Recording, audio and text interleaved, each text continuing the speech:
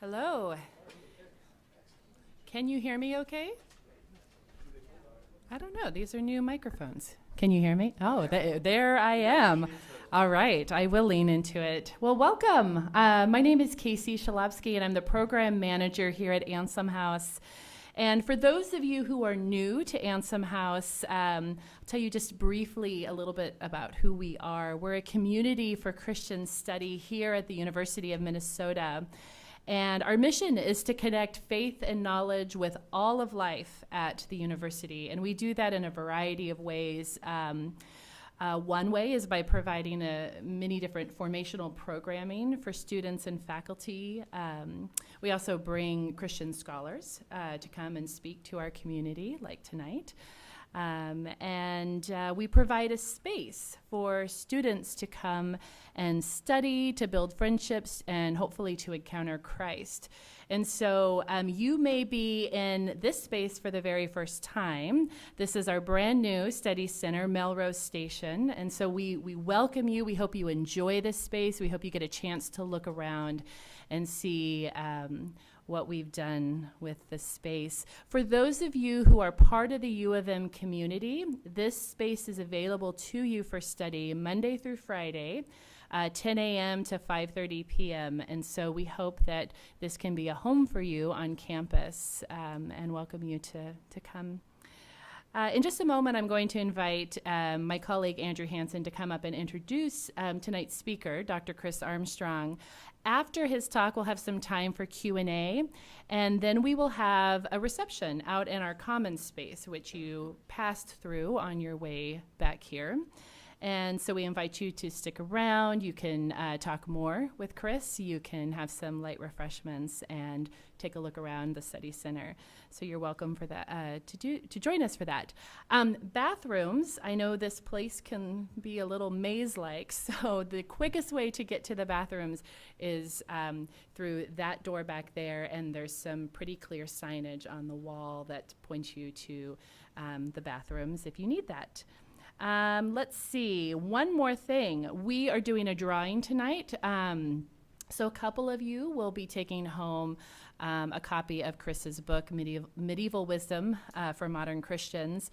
And so if you checked in at the registration table, we'll be pulling from that list with and draw a couple of names there. And we'll announce that after the talk. All right, Andrew, I think we're ready for you.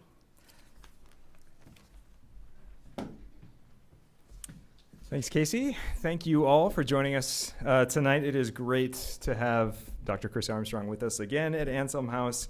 As many of you know, this lecture got rescheduled from late February to tonight because of that snowstorm that didn't quite materialize at the end of February, but materialized enough to keep Chris from being able to travel here. So we're delighted that we were able to get it rescheduled and to have you with us, Chris. Chris is a longtime friend of Anselm House, which goes back to his time when he lived in the Twin Cities, when he was teaching church history at Bethel University. When I first met Chris and got to know him, Chris was actually one of the first people that I met shortly after coming to the Twin Cities in 2013. I think it was probably the shared church history background that brought us together, as well as love of board games, I think. But Chris became a dear partner of Anselm House. So at the time, he was running something called Work with Purpose at Bethel Seminary that was looking at theology of vocation and sort of how a theology of vocation frames all of life in every field of work. And so we partnered on a number of events with this Work with Purpose initiative. So all that to say, Chris goes way back with us here at Anselm House. From 2014 to 2018, Chris was the founding director of Opus, the Art of Work at Wheaton College. This was a center that was founded to help faculty integrate theology of work and vocation into their teaching at Wheaton. Since 2019, Chris has been a program fellow with the Kern Family Foundation in the area of faith, work, and economics. So you can see there's a thread here of theology of work, vocation that goes throughout Chris's career. And Chris is the author of the book that Casey mentioned, Medieval Wisdom for Modern Christians, Finding Authentic Faith in a Forgotten Age with C.S. Lewis in 2016. And so we were able to host Chris back in 2016 when this book first came out over in our St. Paul Study Center. Some of you, I'm sure, were there for that. We maybe had similar numbers, but if you've been to the St. Paul Study Center, you know that similar numbers in that space is a real challenge. And so we're delighted to have a little more space to spread out for tonight's talk. Chris is now doing some research in a tradition of Christian humanism, which we're going to hear much more about tonight. This is a phrase that we don't hear very often in the late 20th century, but that dates me a bit. We're early 21st century.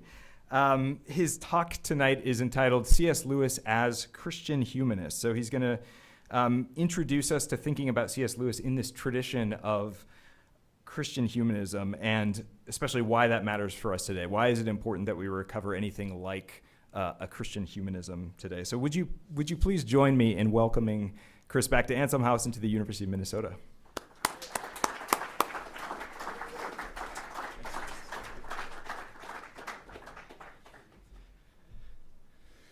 I'm using this medieval technology here and hoping that the medieval battery doesn't give out by the time we're done here.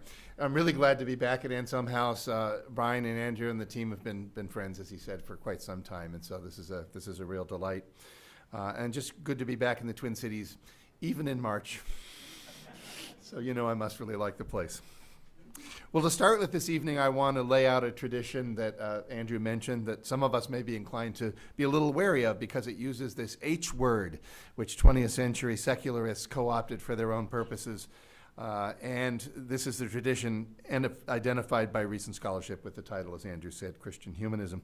In a few minutes, I'll give a quick summary of this tradition. It'll be about halfway through the talk or a little longer before we get to C.S. Lewis, but don't give up. I think you'll find that it was worthwhile. We need to lay some groundwork for framing him in this particular way. And I'm going to draw from the work of my friend, the theologian Dr. Jens Zimmermann, who is the J.I. Packer Chair of Theology at Regent College in beautiful Vancouver, British Columbia, and he's written and edited multiple books on Christian humanism over the past decade, including a really interesting one from a few years ago that characterizes, I think successfully, Dietrich Bonhoeffer as an exemplary Christian humanist from the roughly the same period as Lewis.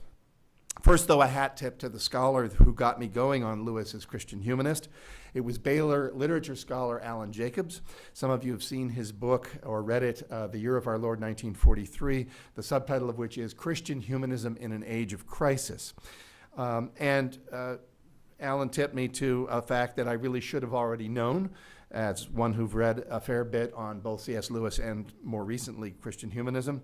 The fact that Lewis was very much a Christian humanist, and he was in part of a group of humanists, many but not all of them Christians, who were trying to figure out how to reweave the moral fabric of wartime and post-war Europe.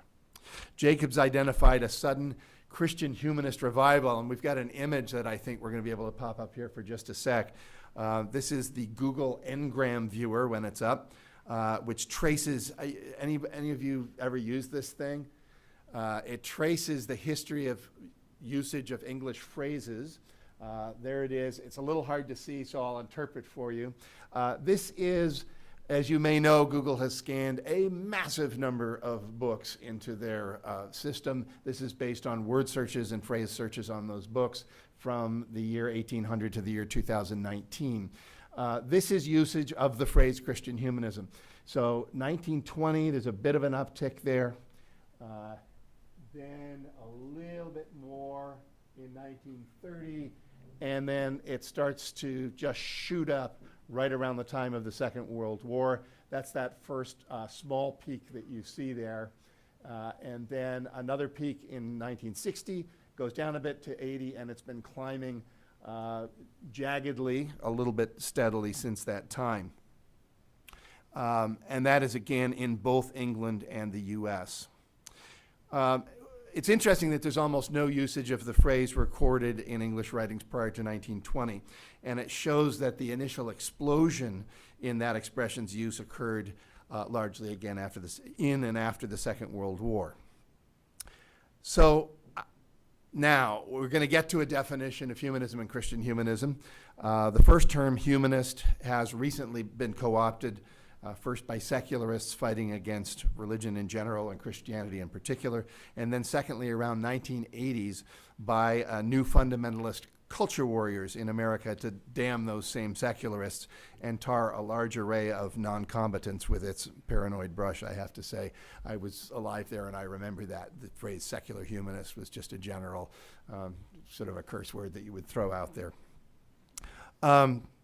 Jacobs's definition of wartime Christian humanism, while insightful and accurate as far as it goes, dwells largely on this movement's literary nature and its method, its habit of reading, of seeking wisdom in stories.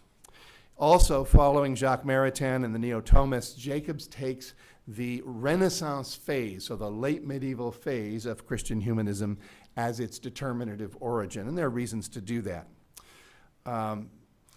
But despite what we saw on the chart and that depicting of the Renaissance period as the origins of this movement, I follow Jan Zimmerman first in seeing the tradition of Christian humanism as much older, stretching back to the roots, in fact, of Christianity, long before the Renaissance era coinage Studia Humanitatis ac Literatum, humane and literary studies, so the root of the phrase that we still use today, the humanities, and that is the earliest etymological root of this expression. Secondly, I recognize with Zimmerman, among those earlier phases, a medieval scholastic form of Christian humanism with which the Renaissance form quarreled on many levels. And I think he's mistaken to put Lewis on the Renaissance side of that. If you've read any of Lewis talking about those two periods, first of all, he treats them as very much continuous. Secondly, he's just as likely to take the side of the scholastics against the Renaissance humanists. And third, and this is probably most important, I, like Zimmerman, take this whole long tradition's most determinative qualities to be formed not primarily out of, let's say, the academic study of literature or the classics, for example, but rather by theological ideas, which we'll go into in a minute, in particular by the central doctrines of human creation in the image of God, the imago Dei, and divine visitation in the incarnation, in Jesus in the second person of the Godhead coming to earth, as not only a theophany, an encounter with God, but what we might call, this is an ugly coinage, but I'll say it anyway, anthropophany, an event and a person that show us true humanity. That's the center, that's the beating heart of the Christian humanist tradition. My argument will be that Lewis was even more a humanist in this fuller and longer sense of the term than in Jacob's narrower sense. In fact, that Lewis is almost the epitome of a modern humanist in that older tradition. So first, quickly, I'm going to sketch out a little chronological map of this tradition and some of the key ideas, and again, drawing from Dr. Zimmerman's work. First, we have the undeniable classical origins in a concern for human telos, what is the purpose of humanity? Why are we on this earth? Human flourishing, how do we flourish? And human virtues. The focus was on character and paideia, education for citizenship. The characteristic questions were those such as, what is human excellence? What is the good life? And how do we achieve it? Second, the determinative patristic phase, that is the phase of the church fathers, which worked out a theological anthropology, a more precise and philosophically and biblically grounded description of what human beings are, in a movement that Robert Louis Wilkin calls the Christianization of Hellenism rather than the Hellenization of Christianity. And that latter charge was levied famously by the 19th century theologian and historian Adolf Harnack, who said, Christianity kind of became way more Greek than it should have been. He was with Tertullian. Athens and Jerusalem shouldn't have had anything to do with each other. But Wilkin and others today would say, among them, we'll come back to that, would say, no, this was not the Hellenization of Christianity. This was a reframing of those key questions and key ideas that had come from Plato and Aristotle and the whole tradition. And those questions now were reframed as well. How does God prepare us for human flourishing? The categories of the incarnation and soteriology, the theology of salvation, were important for this. And Irenaeus and Athanasius were central here, as is a description of salvation, which we name theosis or divinization. We'll come back to that as well. Third, the medieval phase contains two very different versions of humanism, as I've said. The scholastic, which was the university professors who were celebrating reason and orderliness in God and the possibility that perhaps humanity could understand all of knowledge at some point. And the Renaissance, which threw out the scholastic project nearly wholesale and sought wisdom for living again in literature and the great classical texts, reviving as it did so the classical emphasis on education as moral formation. This two-part medieval phase also applied, I think importantly, the older Church Fathers' theological anthropology and their newly acute understanding of the world as rich with resources that we were to improve with creativity and rationality in order to foster human flourishing. And what resulted, and I'm working on another book which will be on this. It takes me too long to write these things, but the result was a leap forward in many sectors of human culture creating activity. Higher education with the invention of the university, scientific exploration with the medieval roots and later flowering, early modern flowering of scientific exploration and the scientific revolution, the arts and healthcare. Those are just four, and I think that's too often forgotten today. We're still laboring a little under the Enlightenment caricature of the Middle Ages as essentially benighted and against all knowledge and irrational, an age of faith and not an age of reason. Unfortunately, that is a caricature and incorrect. Fourth, the early modern phase, so this includes the time of the Reformation and some time after, represented a continuation of characteristic Renaissance concerns. Again, a concern for moral education, a concern for reading the classic and just being good human beings, against the hair-splitting and angels dancing on the head of a pin of the earlier scholastics. And the Reformation applied the Renaissance cry ad fontes, to the sources, more to the scriptural and patristic humanist taproots than the classical roots, and expanded the concern for the good life in a social and political direction. In the period of the Reformations and after, questions around the common good received special attention. Vocation, the family, the polis, the markets. In light of a biblical understanding of our humanity, what values will guide our life together? So emerged, I think, from this mix, Luther's doctrine of vocation, Calvin's Geneva, and eventually the grand and doomed Puritan socio-religio-political experiment at Massachusetts Bay. And then fifth, I am obviously highly compressing here, the anti-humanisms of the 19th and early 20th centuries, the fruits of the Enlightenment's case against tradition and of streams of secularizing thought. In the wake of Marx, Darwin, and Nietzsche, modern Western thinkers found themselves asking, what are humans without God? This theme later intensified in postmodern versions of anti-humanism, which denied any story of humanity that would provide us with a telos and indeed all possible meta-narratives. Now I take, and if you've read Lewis's Abolition of Man, he's seeing that coming already, and he's talking about how that thought world really leads to the hollowing out of the human being and the human person. And I take T.S. Eliot, Jacques Maritain, and other dramatis personae of Jacobs' story, including Lewis, to be writing in this sixth phase, the first one again in which that phrase, Christian humanism, becomes widespread, the period of the two world wars and the years after. So a quick question, and this refers again to that engram image that we saw, which again, based on a massive corpus of scanned English language books, shows the usage of the phrase Christian humanism continuing to rise since the war years that absorbed Jacobs, with particular impetus again since the year 2000. So the question is, are we perhaps, I'd like to think, we might perhaps be entering a seventh phase of Christian humanism at this point. Groups like the Circle Around Comment magazine out of Canada, the political theologian Luke Bretherton, David Brooks, others are raising this conversation again and asking whether perhaps we are again in one of these times of crisis, which is we'll see as characteristic of times when the Christian humanist language and understandings have come up again. All right. I want to fill in that quick sketch a little bit more before turning to an argument for seeing Lewis as Christian humanist. So bear with me.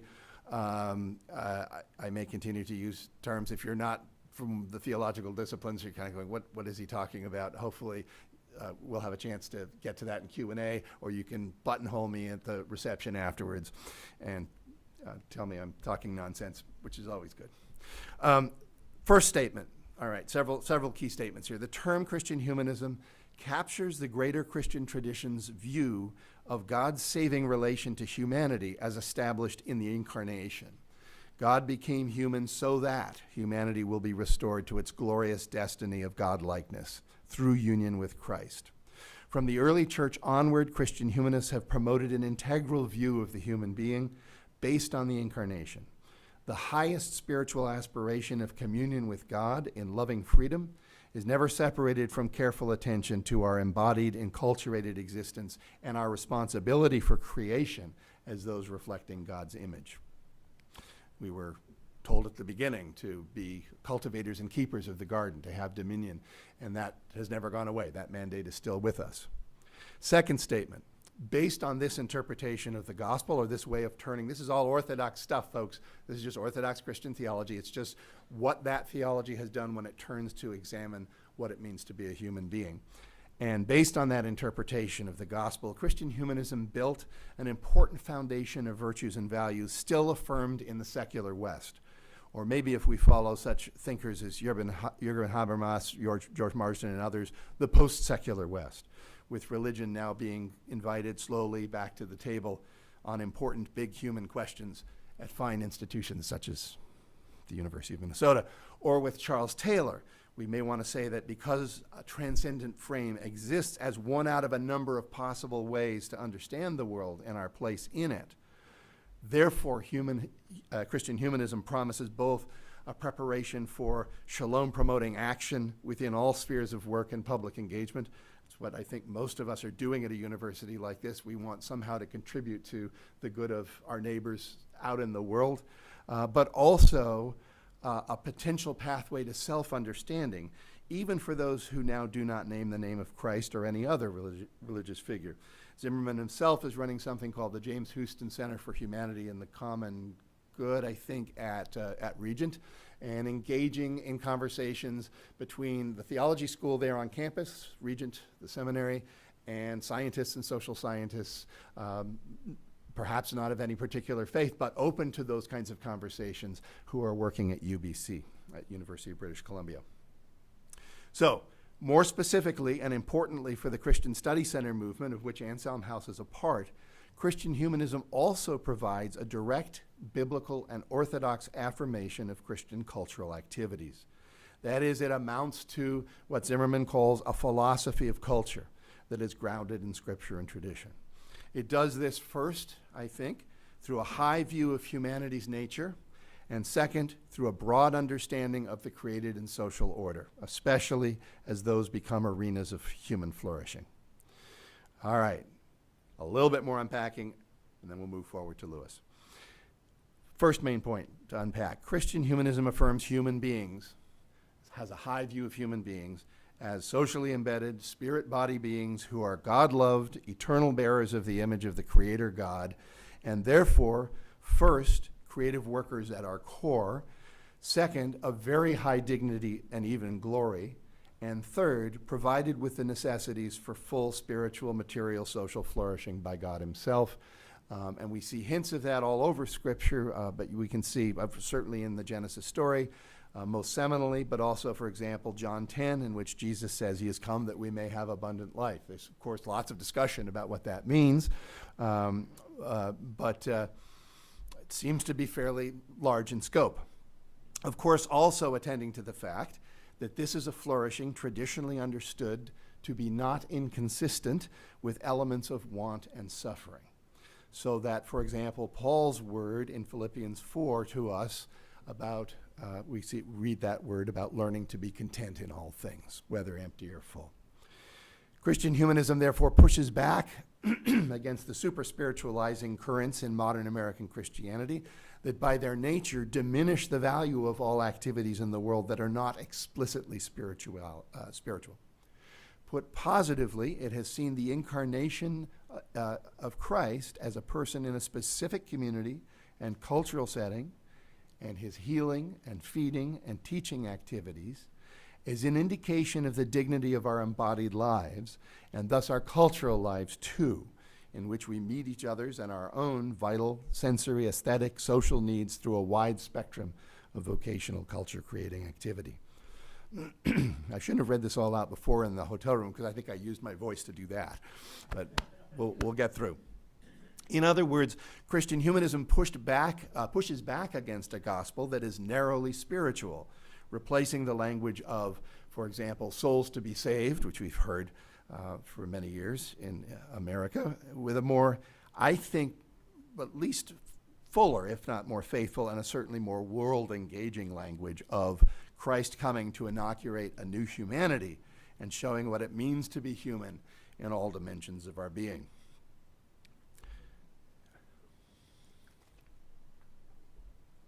Also, Christian humanism pushes back against versions of Christian eschatology.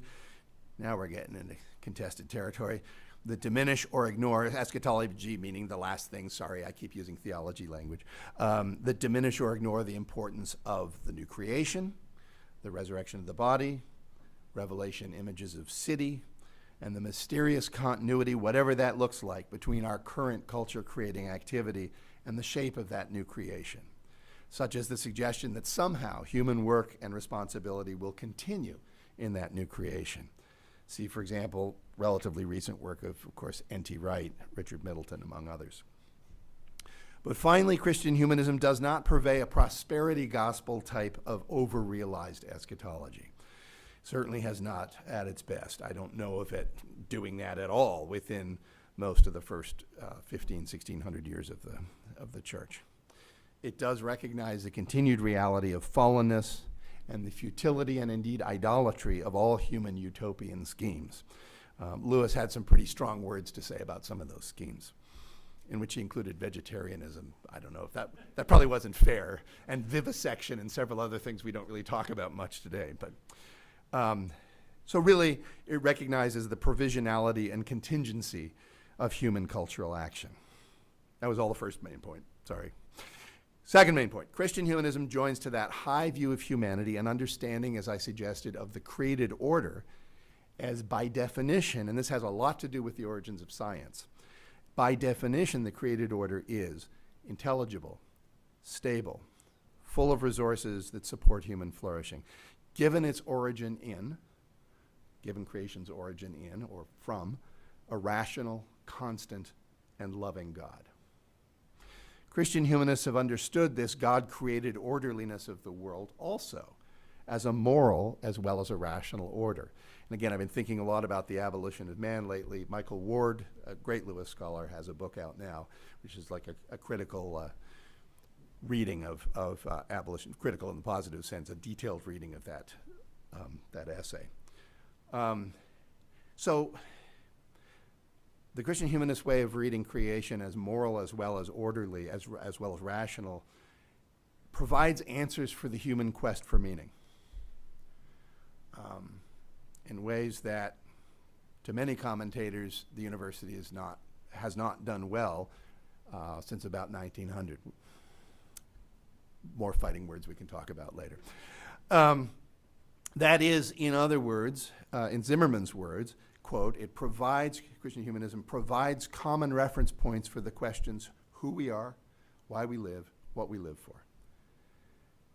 And those are also related to, as Andrew suggested, a common thread in my scholarship for at least 10 or 15 years about marketplace theology, about faith and work.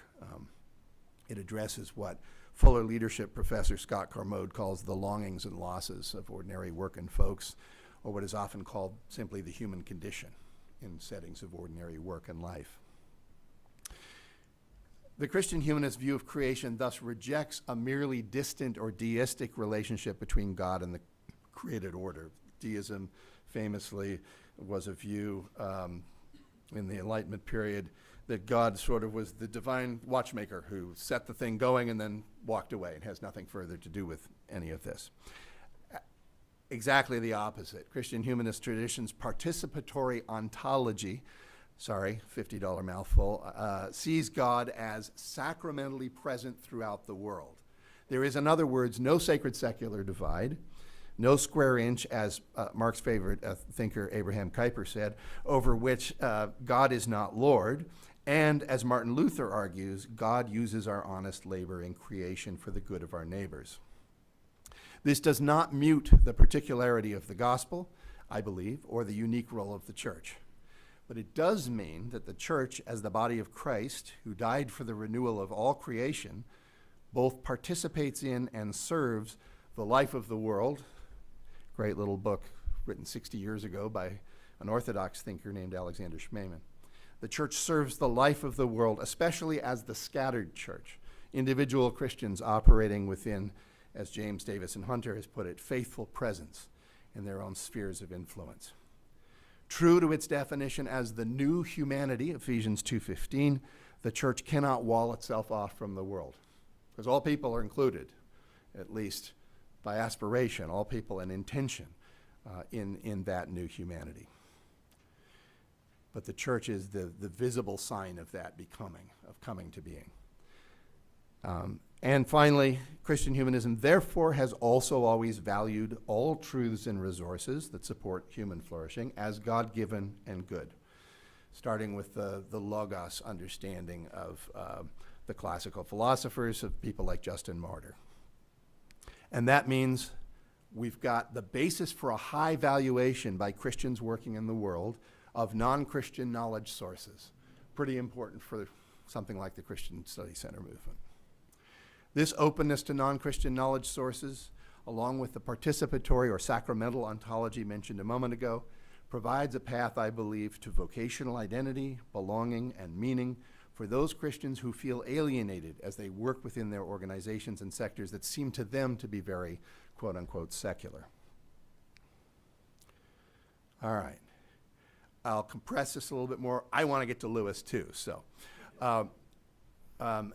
I've mentioned this. I'll just touch on a little bit more. From the very beginning, in the classical roots and in the early church, this focus on education, paideia, aimed at inculcating civic virtues is important.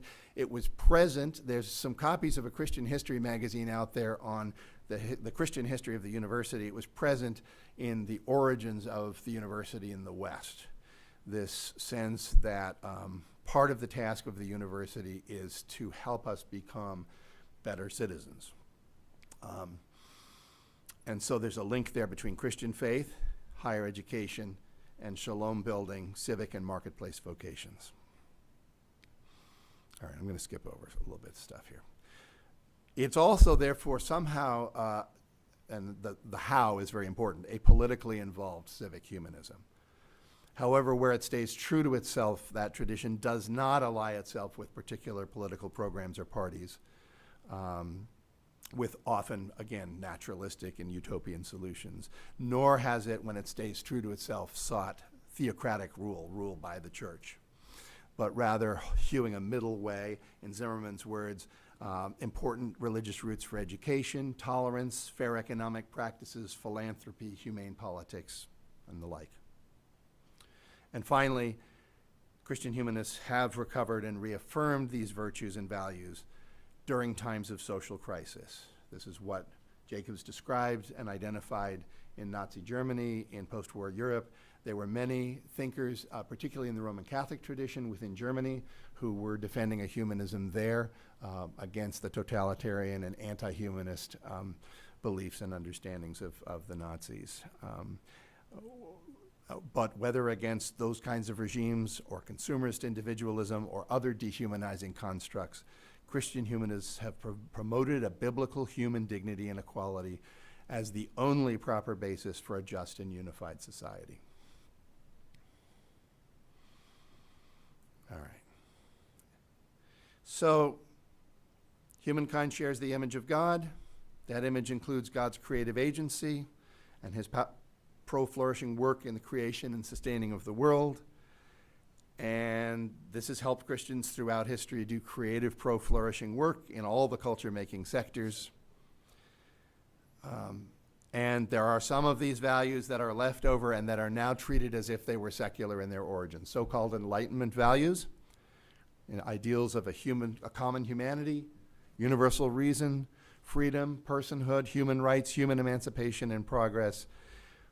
Those values are still present today, although often Christian origins are obscured. I'm not saying that's the only place we get them, but a very, very strong tradition from that source. All right, fine. Now we're going to go quick and get into some interesting stuff about C.S. Lewis. I'm going to give you my top 10 clues that C.S. Lewis was a Christian humanist. I did this before you introduced the 10 questions in 10 minutes. I got off the plane and he brings me in here and says, you got 10 minutes, you're going to answer 10 questions about C.S. Lewis. I said, all right, we'll try. It was fun. And then we'll open the floor for Q&A and move forward. So, top 10 clues that C.S. Lewis was a Christian humanist, bearing in mind the kinds of things we've just been saying about Christian humanism. First, classicism. Lewis was a classicist and a philosopher before he became a Christian and a literature professor. And like Christian humanists of every age, he never stopped pursuing what Hadot called philosophy as a way of life.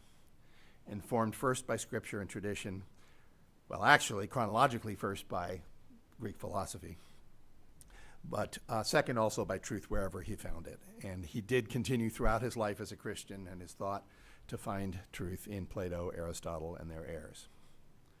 Classicism. 2, the centrality of the incarnation. Lewis was a medievalist professionally, and like the medieval Christian humanists, he followed the church fathers in making the incarnation central to his understanding of humanity and human culture. Famously, he was the author of an introduction to his friend Sister Penelope Lawson's English translation of the church father Athanasius's book On the Incarnation.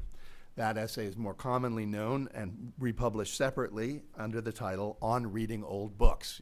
You should read 2 old books for every 1 new book, and so forth. Lewis frequently showed his debts to patristic humanism in his extended reflections on the incarnation, as, for example, in his book Miracles, the section The Grand Miracle, and in the radio talks that became Mere Christianity. So second, centrality of the incarnation. Third, high view of humanity. This is an interesting one because he could be a pessimist, certainly, about humanity, and a realist, and understand that culture could go any number of directions and not all of them were good. And he wrestled himself after he became a Christian on whether he should stay as a university professor, as a culture creator. Was that an appropriate thing for a Christian to do? And he finally decided that it was, based on evidence, again, typical for Lewis. He went reading from Plato to Boethius to John Henry Newman, trying to figure this out. He records that journey in an essay called Christianity and Culture. But the high view of humanity was starting again from the incarnation, God taking on human nature. God raised the dignity of what it means to be a human. So to be a Christian is to live a more fully human life, to indeed become more fully ourselves in our own individual particular humanity. He says that very explicitly in Mere Christianity. We see his high regard for all human beings throughout his life, as well as his writings. One thinks, for example, of those countless hours he spent answering the letters of every person who wrote to him when he very much wanted to be reading and writing books instead. Or his well-known habit of giving away pretty much all his wealth to folks he knew were in need. Owen Barfield, his friend, had to take over his financial affairs before he ruined himself. And we think of the famous final paragraph of the Weight of Glory sermon, with its insistence, "You have never met a mere mortal," quoted in your handout. Also, like all Christian, and there's other quotes in the handout as well. That's why we didn't just want to kill trees. There was a purpose for this. Also, like all Christian humanists, Lewis's high anthropology is anchored in Scripture's portrayal of God's own high view of humanity, which may sound weird to say, but he gave us his image. shared our nature in the incarnation, redeems and resurrects us, and wants to spend eternity with us. In other words, as Dr. Zimmerman puts it, Lewis held not an anthropocentric view, but a theoanthropocentric view. God got there first. He was just following what he was reading in the tradition and in Scripture. 4, theosis, this word again. We should see how this incarnational understanding of humanity colored Lewis's understanding of Christian salvation and the gospel, as it had for the old humanists. In short, Lewis understood and taught the Fathers' reading of salvation as theosis, which was the Christian humanist soteriology, their way of viewing salvation par excellence. That is the view of salvation that as the graced recovery by humans of our image-bearing nature, coming closer and closer to the likeness of Christ, the epitome of that nature. Lewis illustrated this understanding with a variety of analogies. God is deep-sea diver, plunging down and bringing us up. Dancers in a divine dance led by the incarnate one. Statues crafted by a sculptor and then brought to life by him. In Mere Christianity, he wrote of our salvation as transformation into little Christs who are like tin soldiers becoming human. Theosis. 5, ethical eudaimonism, more $50 words. Now, we come to the question of how these precious humans are to flourish. And like the classical thinkers and the older Christian humanists, from Boethius to Erasmus, Lewis was, I think, an ethical eudaimonist. That is, first, when asking about the fulfillment and goal of human life, he started where those earlier thinkers always started, with questions about the sources of human happiness, eudaimonia, often now translated flourishing instead of happiness, but very close. Think of the title of his short religious memoir, Surprised by Joy, or his insistence on that same weight of glory sermon that given the scriptural language of reward and enjoyment, God is less likely to accuse us of desiring too much and more of desiring too little. But second, always, this focus on happiness and flourishing, the eudaimonism, like the classical and old Christian versions, was also always ethical. It turned very quickly in an Aristotelian mode to the virtues, both graced and acquired, as central to the happiness we may hope to experience in our lives with God and neighbor. Ethical eudaimonism. 6th, free will. Like the mainstream of Christian orthodoxy, Lewis was synergistic in his understanding of sanctification. That is, because the human will, is a gift of God, and our choices tend either toward or away from him, therefore, our arts, sciences, cultural activities, and personal virtues and vices all contribute to heaven and hell on earth, heaven or hell, as well as to our progress in the Christian life. In that essay, Christianity and Culture, that I mentioned, Lewis reflects, culture is a storehouse of the best sub-Christian values. These values are of the soul, not the spirit, but God created the soul. Its values may be expected, therefore, to contain some reflection or foretaste of the spiritual values. So he came cautiously to the conclusion that the whole cornucopia of human culture making is a divine directive, though often it doesn't work out well. So you have to do it with care. 7, earthly happiness as heavenly foretaste. We should say that Lewis's Christianized eudaimonism was quite earthy, even as it was also heavenly. There's a book by Gary Selby out recently on this, which I've forgotten the title of, but has to do with a positive spirituality. That sense that earthly things and pursuits can potentially be signposts to the divine. Earthly flourishing can potentially be a foretaste or even a sacrament of the full, redeemed, and bodily resurrected humanity we're promised in the new heavens and new earth. And my observation in studying this is he was more and more likely to say that as he got older. In his 1940 book, The Problem of Pain, he says, God whispers to us in our pleasures and shouts to us in our pain. Pain is God's megaphone. By the time he was in the last year of his life writing to friends about his imminent demise, he said, it's not really the times of suffering that make me most wish to be there with the Lord at this point, to be in heaven with him. It is actually those pleasures which have become kind of sacraments for me. He didn't use the term in that letter, but he used it elsewhere. Shafts of God's glory, he said in letters to Malcolm, those pleasures. Remarkable transformation. 8, emphasis on material and social dimensions of flourishing, which is probably just another way of saying earthy, but I like this point, so I said it twice. An important part of this earthiness was that, like the Christian humanists of old, Lewis included prominently in his sacramental view of our temporal flourishing, material and social, not just spiritual dimensions. Several quotations on your handout under this category show this clearly. We might say that while Lewis understood the world-denying aspects of the Christian tradition, he also understood the world-affirming aspects. Think, for example, of the portrayals of happiness in The Lion, the Witch, and the Wardrobe, such as the clearly virtuous and comfortable home life of the beavers, or the banqueting and general celebration that spontaneously erupted in Narnia once Aslan, partially at least a figure of the incarnate Christ, returned to the land, bringing, of course, at long last Christmas, the feast of Christ's incarnation, lest we miss it, or his strong affirmations of both married sexuality and ordinary household virtues in the third book of his Ransom trilogy, That Hideous Strength. Consistent with his study of human love and friendship, and he says repeatedly at several points in his writings, human friendship probably causes more than 50% of human happiness in his book, The Four Loves.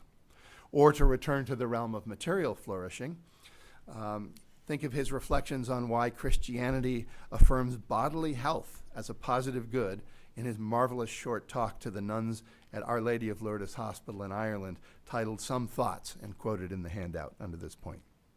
There are many other examples. It all amounts to an incarnational view of earthly life.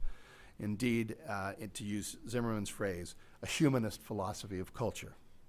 Finally now, 2 contextual realities that point to Lewis's Christian humanism, and I think strengthens the thesis that he really was an exemplary Christian humanist in our time, or in our parents' time perhaps. First, crisis humanism. Lewis was part of a broader humanist movement, facing totalitarianisms in ways we've already discussed, and that has been true again and again through the long history of this tradition.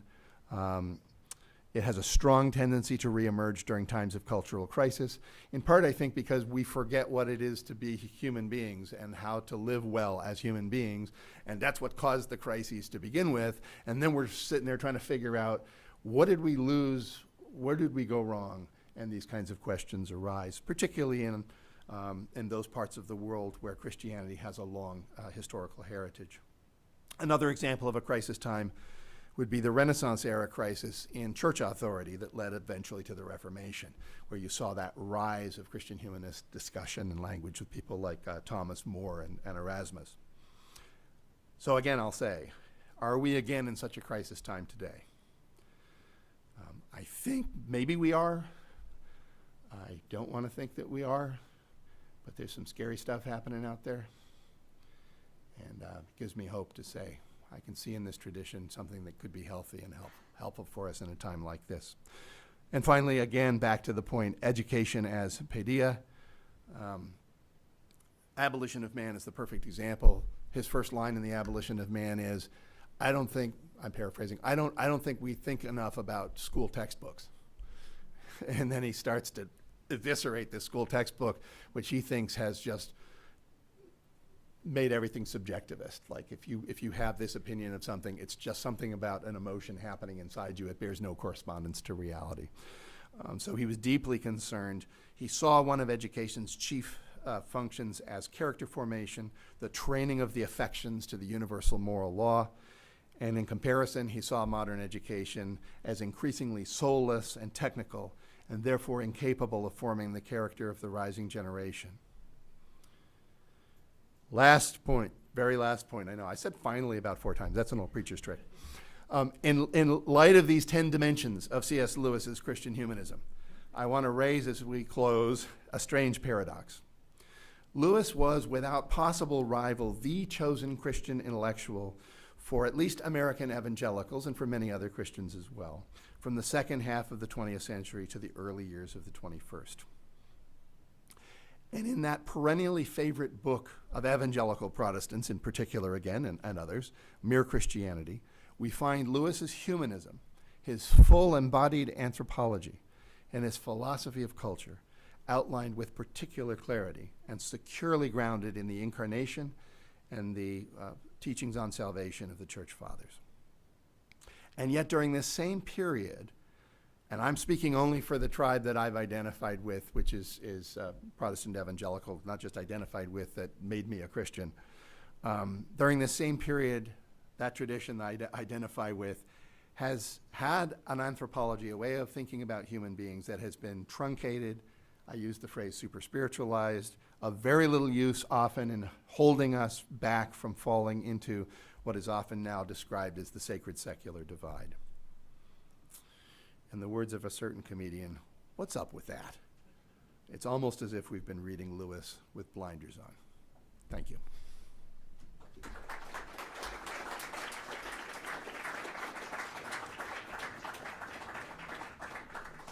Thank you, Chris. Stay here for a while. Can you hear me? Is this on? All right. We've got plenty of time for your questions. Either very good questions about things that Chris said, wanting to know more, unpacking pieces. Telling me I'm dumb. Looking at these questions as application. What does this mean for us? How do we think about what Christian humanism might mean in our context in our time? I think I would love to start with very student questions. I mean, we're all students. The fact that you're here means you're a student. But if you're an enrolled student somewhere, whether it be you or another institution, I would love to prioritize those questions.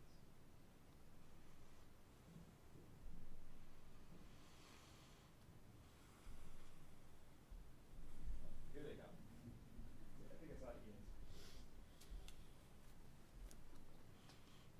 Hey, so I have one question under the quote under point 4, theosis. You have the advantage of me. Can somebody hand me a copy of that handout?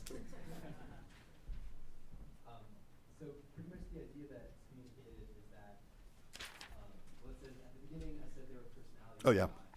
Well, Mhm. further down, there are no personalities anywhere else. So this idea of like, the Yeah. humanists, or the only being able to access the truest of yourself. Yeah. God. Yeah. That, the Christian humanist idea that you are fully human because you're a Christian, you're more fully More like Christ, who is the most full of fully humans. Yes. Yeah, just grappling with that idea, with also saying there's some value in the non-religious. I have a response to that. Mostly because I've just been giving papers and having conversations with people smarter than me on the abolition of man. How many people have read The Abolition of Man? Okay, smattering.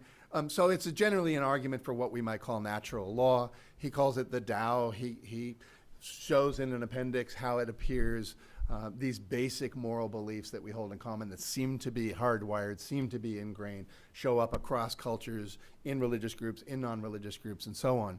He says in that essay, it's a long essay, or 3 essays put together, a short book, that we cannot be human outside of the Tao. It's not a theistic argument, it's not a Christian argument. But he says almost, this is almost the same thing, and he uses God here. So the smart people who I've been with the past week or two talking about and thinking about this essay together generally concluded that the abolition of man, although he says, I'm not making a Christian argument, I'm not making a theistic argument, is in fact, you scratch the surface and it's pretty clear that it's grounded in some baseline theological beliefs that he has.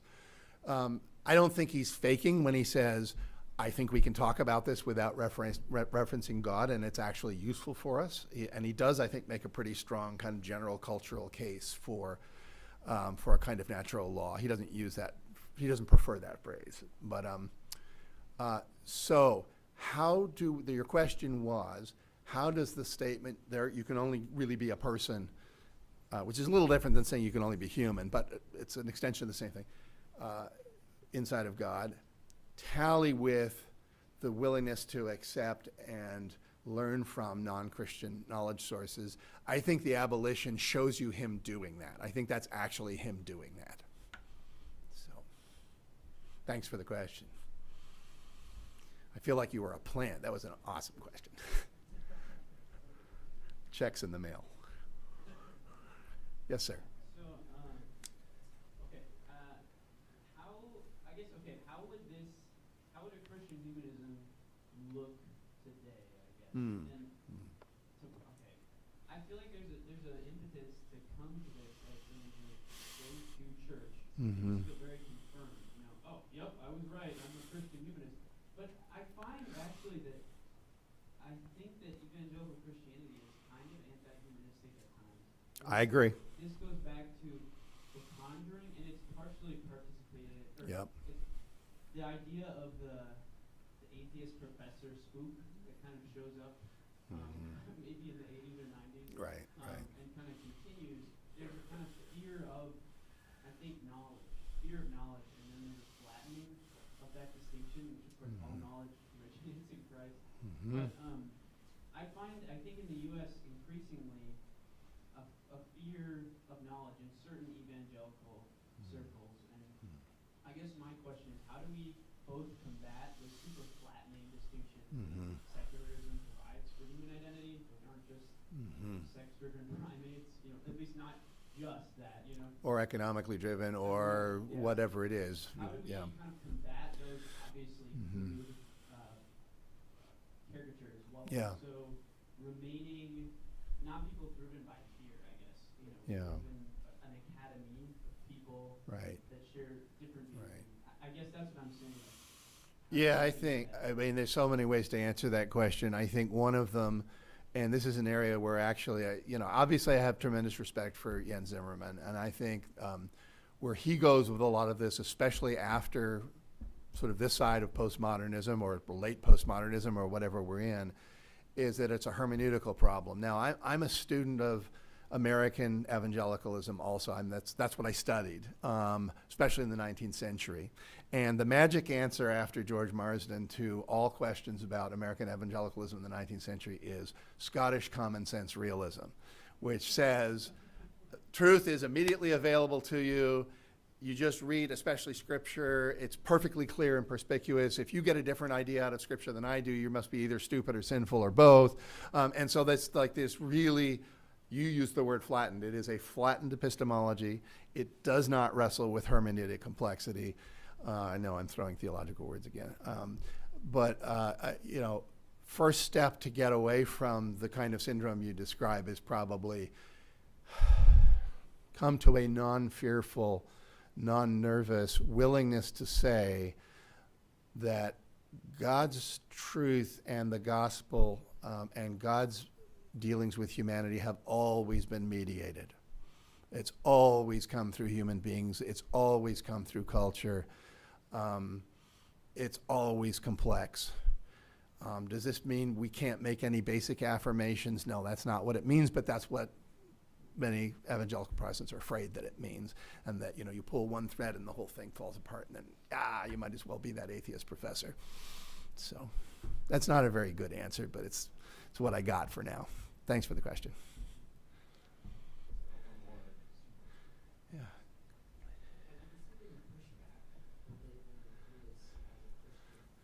Oh, sure. Yeah, I think it's people who lived through the 80s like I did and saw those uses of that term and just can't get the mud off it, just think it means something that it doesn't mean.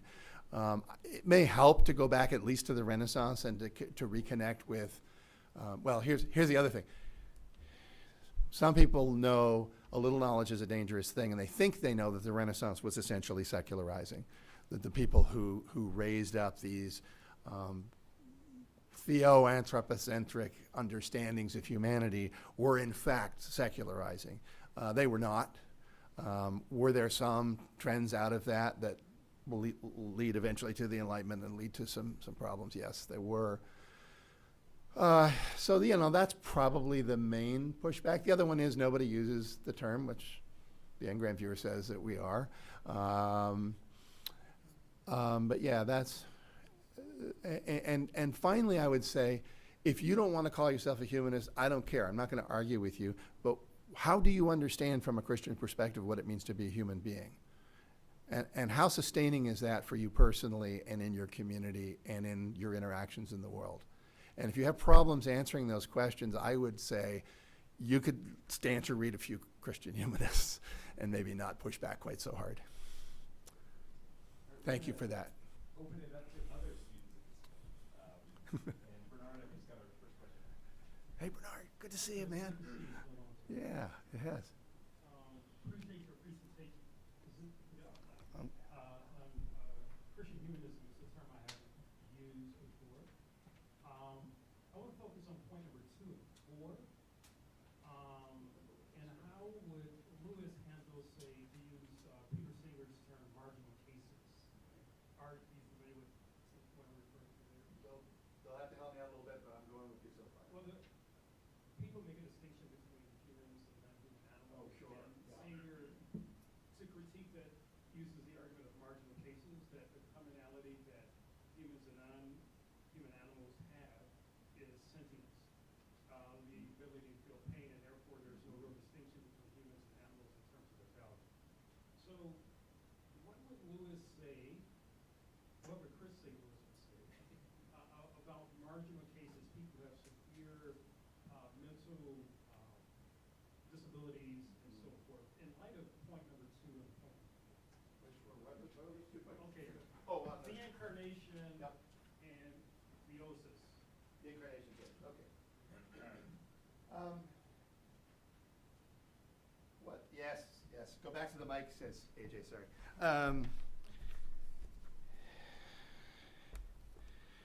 So, I think in part, I can imagine Lewis saying that those kinds of arguments participate in a scientific reductionism of the human being. They refuse a larger account of what a human being is, even though there may look like there are similarities. Finally, we have to stand our ground with a higher understanding of what a human being is. That may not sound very cogent because I'm not C.S. Lewis, but I would say, in as much as an empirical, naturalistic, observational kind of description is used to frame everything it means to be a human being, there's a methodological or a category problem, maybe both, going on there. I don't know if that's right or not, but it's the best I can do. So you came here just to say that and mess with me. That's what happens when you have a trained philosopher in your audience. Thanks, Bernard. Let's continue talking about this during the reception, unless you want to follow up now. Did you want to? All right. Thank you so much. Yes, sir. Thank you.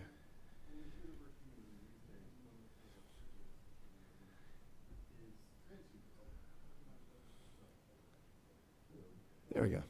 Yes.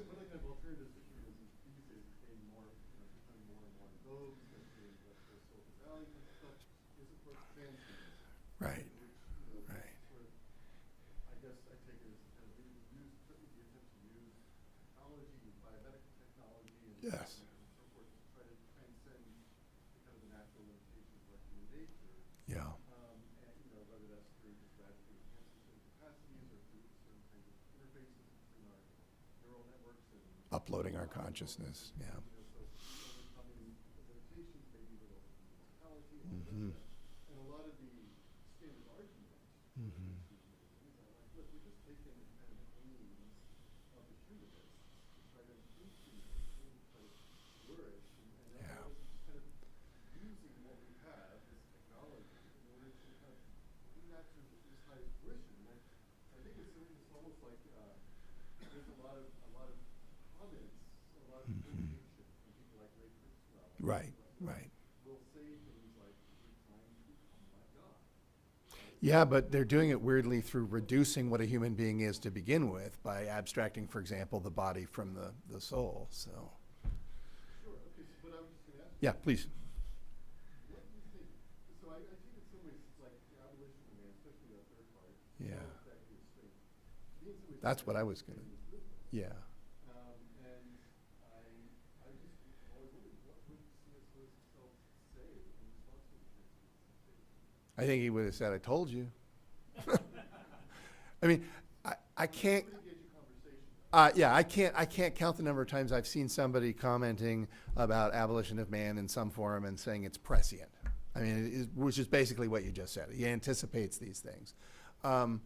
I think the reason it was not that hard to anticipate is that the building blocks of it, the reductions to a natural explanation or a biological explanation or a consciousness explanation or a brain explanation, were already going on in his time. It just took a while to work itself out into somebody like Ray Kurzweil.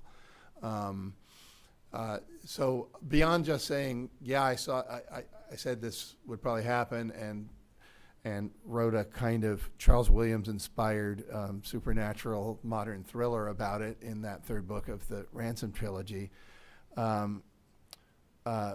would be again to say, you may think you're making us superhumans, but it really ends up being yet another reduction.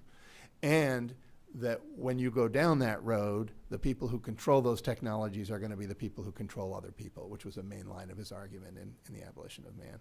It'll be the conditioners controlling the conditioned. So that's what I got. Thanks for the question.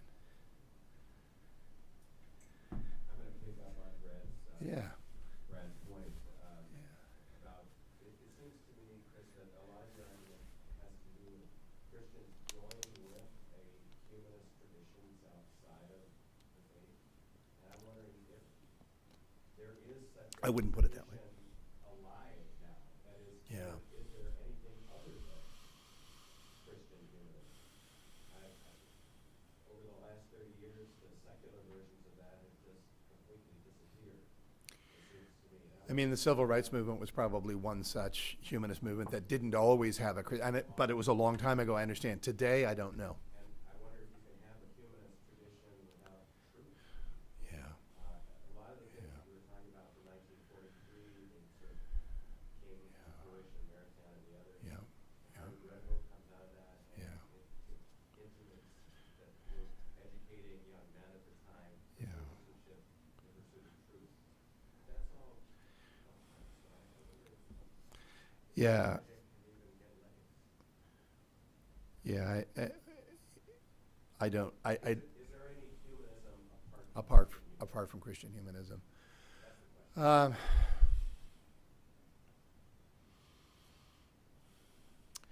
I don't know that there is. I think the problem is with the Christian moral framework taken out of the secular university, for instance. There was a promise that science was going to put that in. We were going to answer those questions. We were going to get there.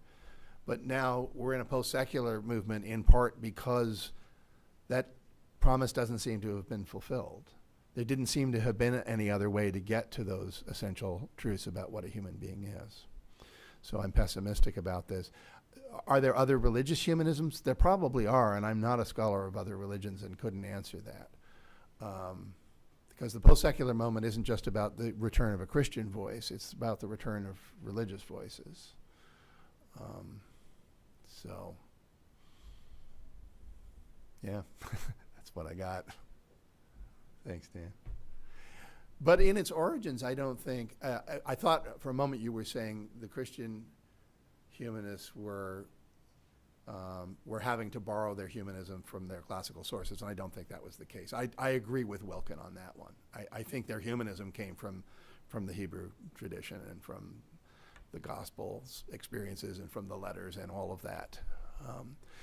But it helped them reframe the traditional virtues and articulate the theological virtues and get a lot farther with anthropology. I wouldn't have wanted to be a slave in Aristotle's time. That anthropology would have sucked for a slave. So,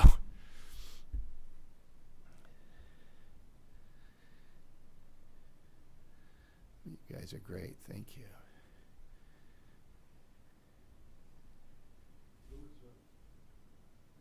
Straight into the top, I think. Lewis was triple first in classics philosophy and English literature. He got philosophy briefly, and Yeah. stick with English literature. Anthony Cleave always said he was a good philosopher, even though people were discussing it. I think in his heart he was always, and I think he was a moral philosopher in everything he wrote. So yes, I agree with you. I heard a lot of people that dismiss Lewis as a lit prof. Just a lit prof. I'm just wondering, what do you think is wanting to focus on English literature instead of philosophy?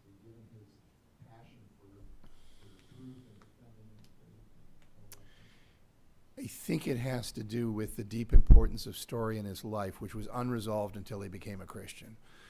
So he said at one point, I have the misfortune, this isn't surprised by joy, something like, I have the misfortune of, I believe the truth only of the unfortunate and dismal facts, and I can't believe the truth of the bigger and more beautiful picture, the picture he was already forming as he describes from seeing gardens and distant landscapes and reading Norse poetry and that sort of stuff. And as you know, the resolution of that was a kind of coming together of the imagination and the reason in his life, which I think made the way for him to be comfortable with reading literature as another way to truth in part, but I think he would have said meaning in that phrase. I'm gonna murder it, but the natural organ of reason is the natural organ of truth. Imagination is the natural organ of meaning. And he was always about meaning. That's why he read philosophy to begin with. He did want to know how to live and how a human being, what a human being was, and how to operate well as one. And I think he found plenty in literature that could help with that. But he never stops defending the scholastic theologians and, making philosophical arguments. And I mean, he keeps operating in that mode by stealth in literature classrooms and books. So I don't know. Maybe he never fully reconciled himself. I'd love to talk with you about it afterwards. Thank you. Yeah. Sorry.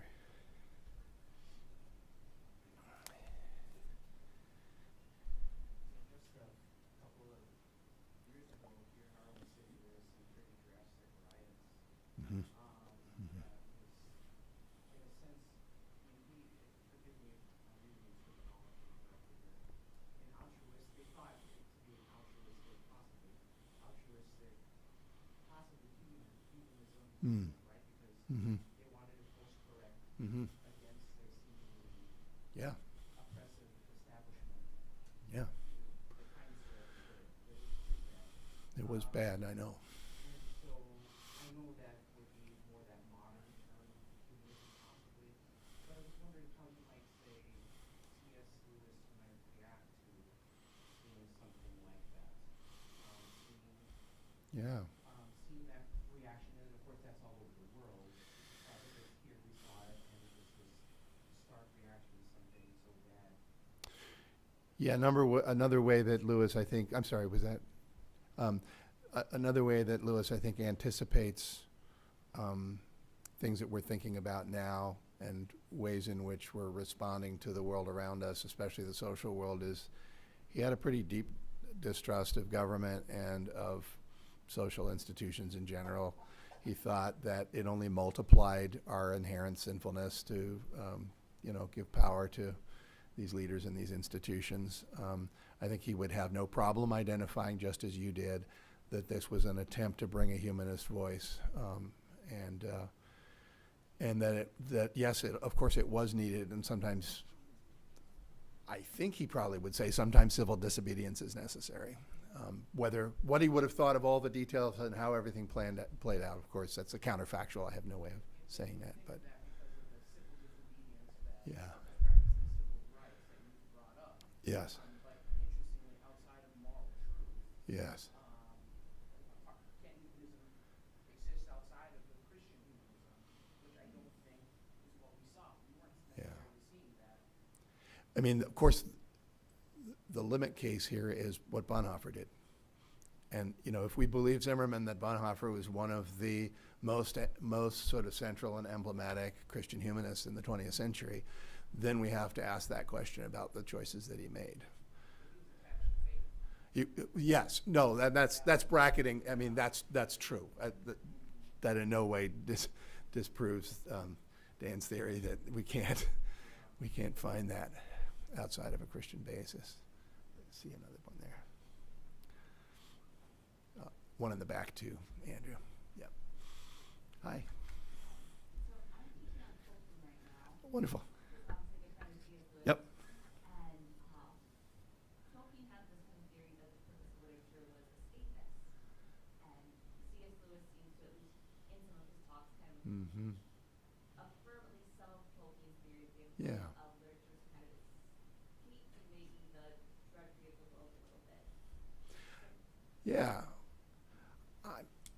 I'm not a Tolkien scholar. I think what you might be saying is people are reaching out to the true myth. I mean, would that be a way of talking about what Tolkien's talking about there? Because I don't think he's just saying hide your head in the sand, right? Well, my curiosity was, Yeah. Christian humanism would seem to be like, no, we need to like turn towards the world and engage with, and I don't think Tolkien's saying no, engage with the world. But I'm curious how Tolkien's theory kind of pushing back over humanism. Yeah.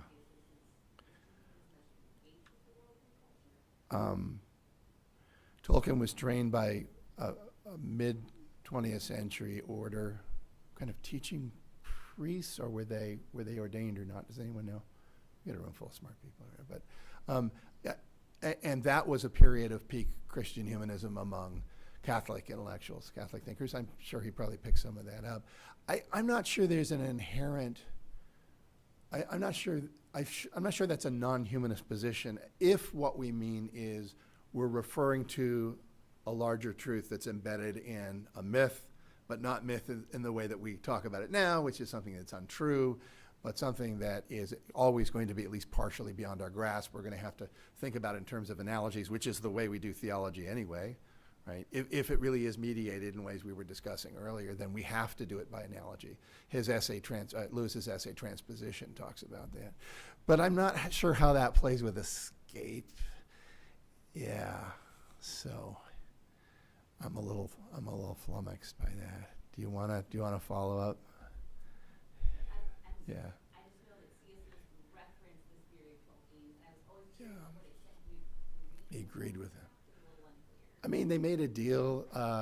He was going to write space travel, and Tolkien was going to write time travel. And Tolkien was so all obsessed. I think he was ADD. He was like all over the place about most things. And then he wrote like 1 million words in a year on his legendarium. So clearly they felt they were embarking on the same project. The records we have of the Inklings meetings in various places, especially Lewis's rooms, indicate that they were on the same project. A secondary essay I can think of on this that might be helpful is Norman Cantor's Makers of the Medieval World, something like that. Norman Cantor's book about medievalists in the 20th century.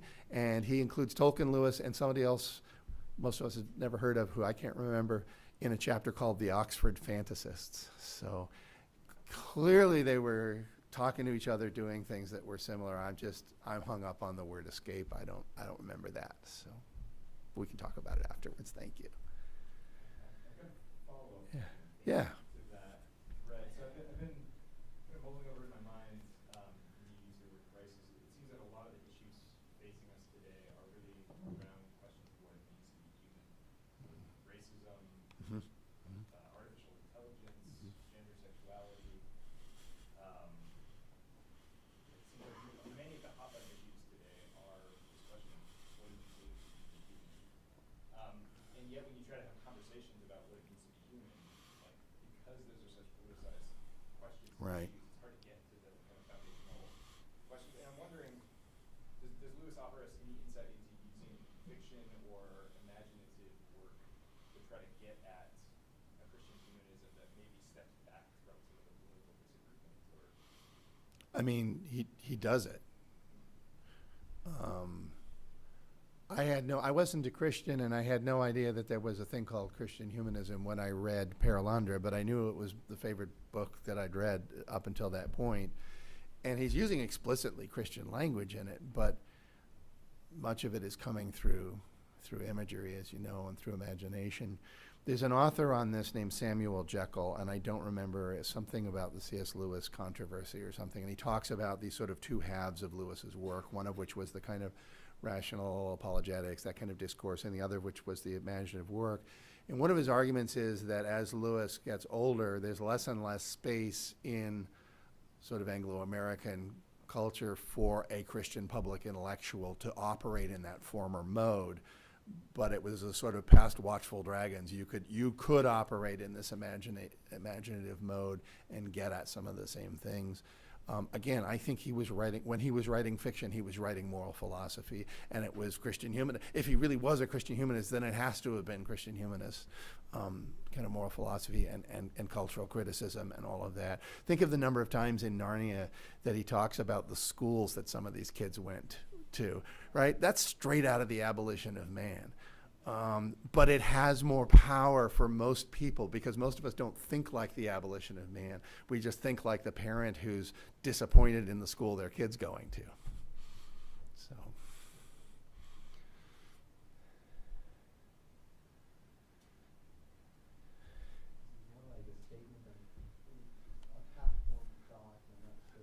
I'll give you a half-formed answer. We'll be even.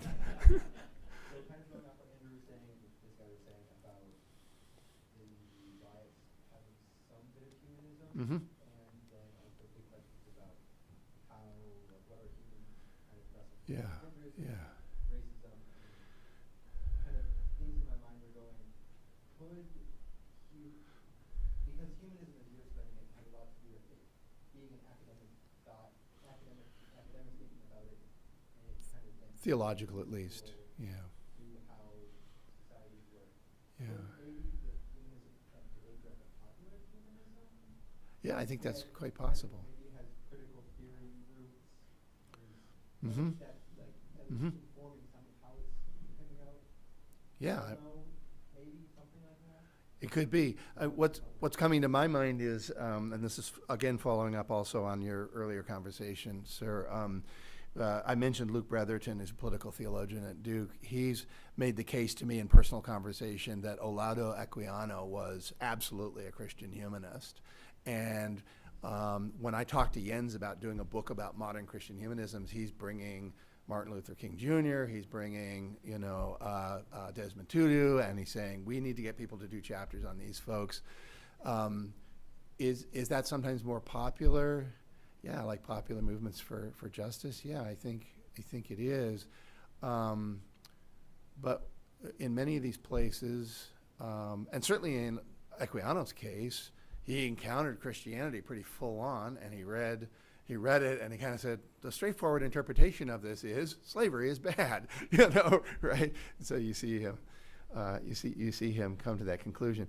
In other cases, it may be more of a leftover cultural Christianity, but again, these Enlightenment values, right, of equality and dignity and all of that, I'm pretty convinced they, in Western influenced cultures, have tended to be to have biblical origins, as uncomfortable as that make a biblical traditional, and again, this Christianized Hellenism kind of basis. So what would a new one look like? I mean, who knows, but can't come soon enough, right? So. This will be our last question.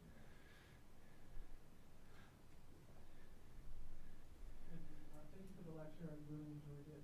Thanks. So my question has to kind of come back to knowledge, as you can use it knowledge. Mm-hmm. And so I do young adult ministry and college ministry. Mm-hmm. And I'm curious to understand more on the relationship with the university and the church.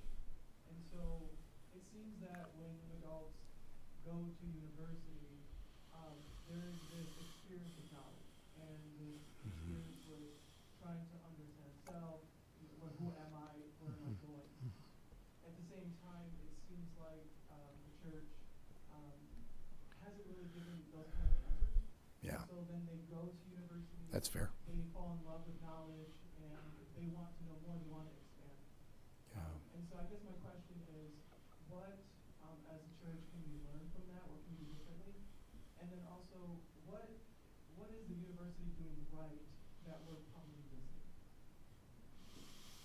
Boy, those are two excellent questions. I feel like I should punt to Andrew because that's less a question about Lewis and more a question about your work and Brian's work here and all the staffers. But what could the church do better? I don't know, read Lewis. Right? Or just like be open to the suggestion that maybe read Leslie Newbegin, right? Maybe read somebody who says, Our culture's in deep trouble right. I'm getting a thumbs up from AJ. Our culture's in deep trouble right now. But let's come back to the brass tacks here. The gospel is the truth about everything. It is public truth. It is for all human beings, not just for Christians in a little enclave over here. And if we can get there, then I think we're at least halfway towards smoothing the way for some of these students to say, okay, this is still a part of my experience of what I've had, this spiritual experience, or I've had this experience in church. This doesn't stretch enough to break that. It's still public truth. It's still the truth about the world. And that's a humanism as well. So thanks everyone for the great questions. It was fun. Thanks, Andrew.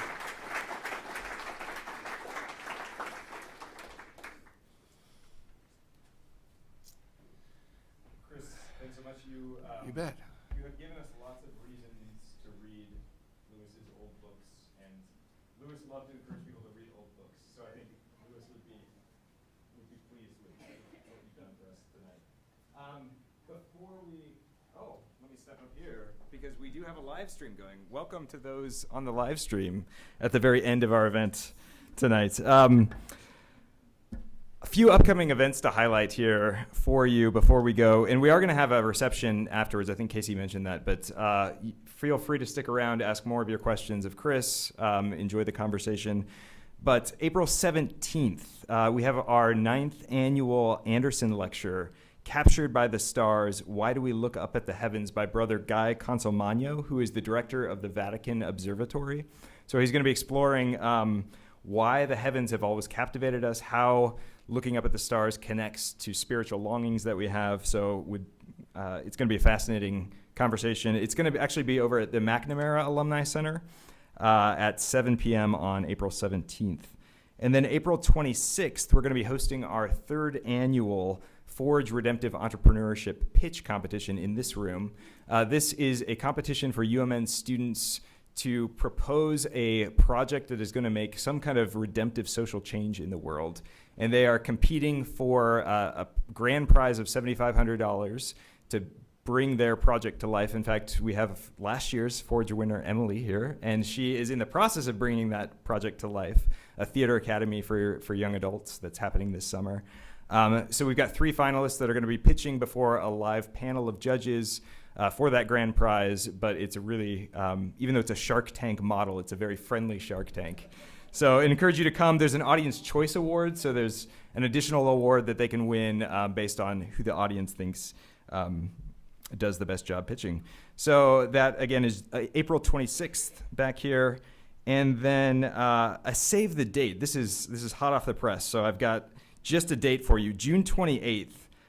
The Oxford and University of Edinburgh theologian and ethicist, he's now retired, but taught there, Oliver O'Donovan, who some of you may know, is going to be in town for the Consortium of Christian Study Centers conference, which we're hosting here. But we're going to do a public event with him Wednesday, June 28th. I have no idea what the topic is at this point because, again, it's hot off the press. But if you know O'Donovan's work, he's highly respected, so you may want to mark that already on your calendar. Finally, if you are a UMN student, our Fellows program, which Casey mentioned at the beginning, the applications are open for next year. This is our effort to do something like an education in Christian humanism for U of M students. Talk to me, talk to any of the staff afterwards. We'd love to tell you more about that. But you can apply to join us next fall for the academic year.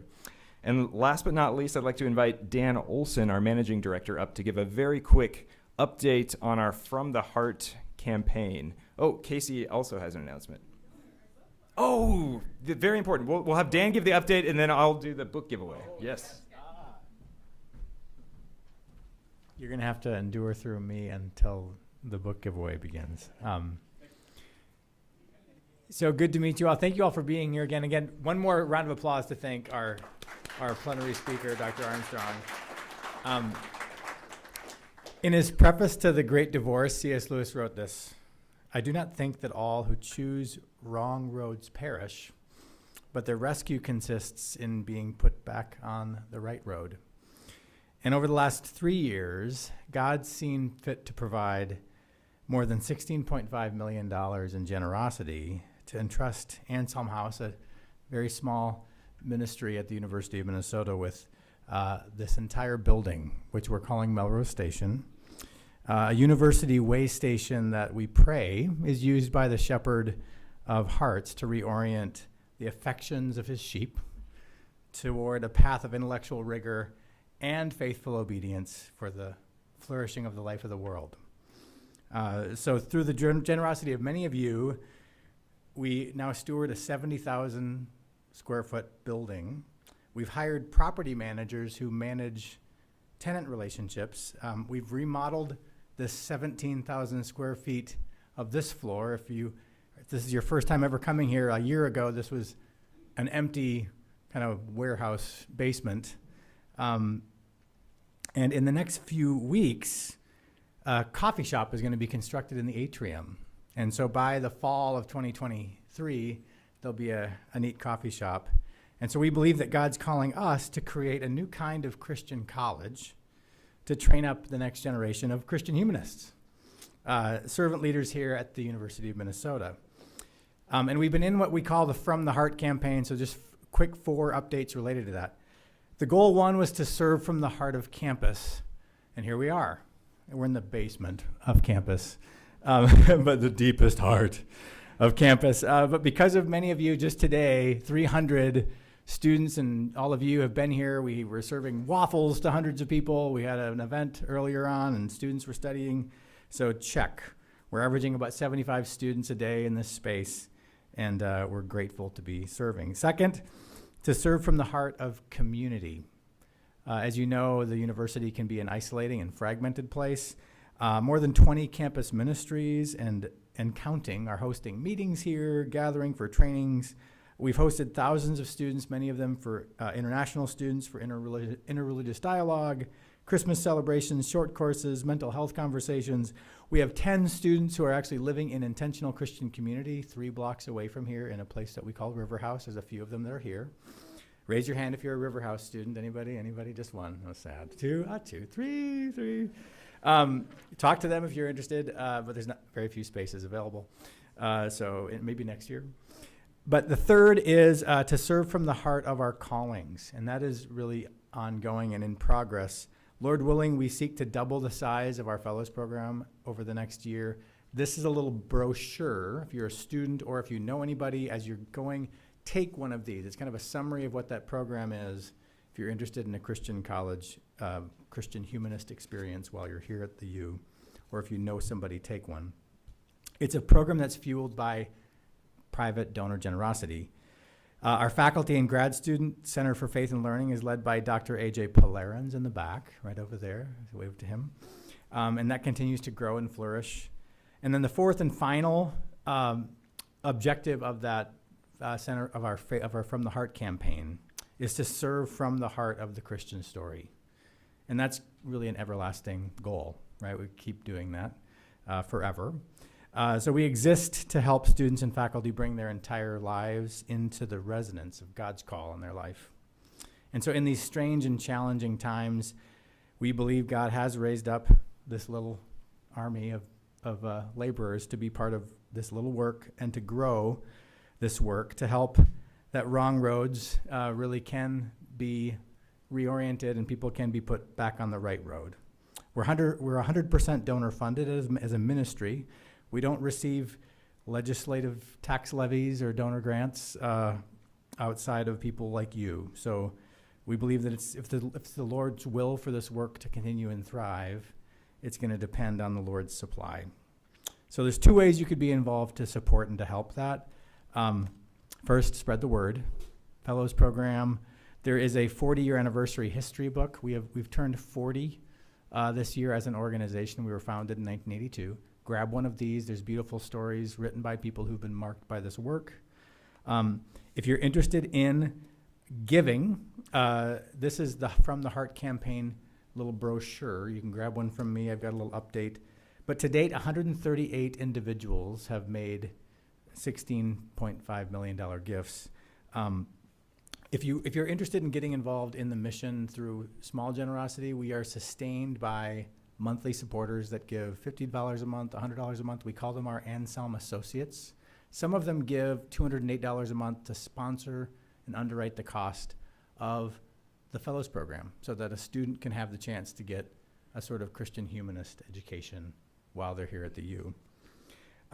If we are $1 million away from completing this campaign, and we don't really know where that's going to come from, you might have ideas. So if you do have ideas, come talk to me. We have a few specific transformational opportunities remaining, 6-figure opportunities, if you're interested. And we pray that God might do immeasurably more than all we ask or imagine for the students, faculty, and staff, and supporters alike. And we'd be so honored to have you join us in this work for the future.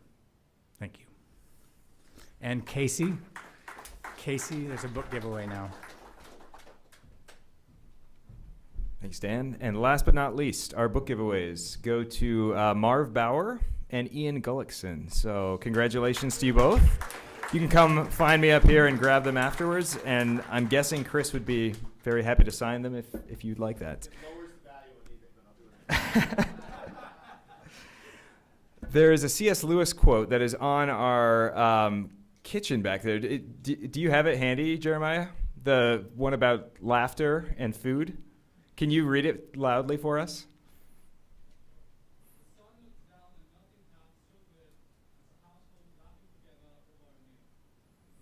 So we don't have a meal for you, but we've got some desserts, some coffee. We would love to hear laughter, so please stick around. Thanks so much for coming this evening.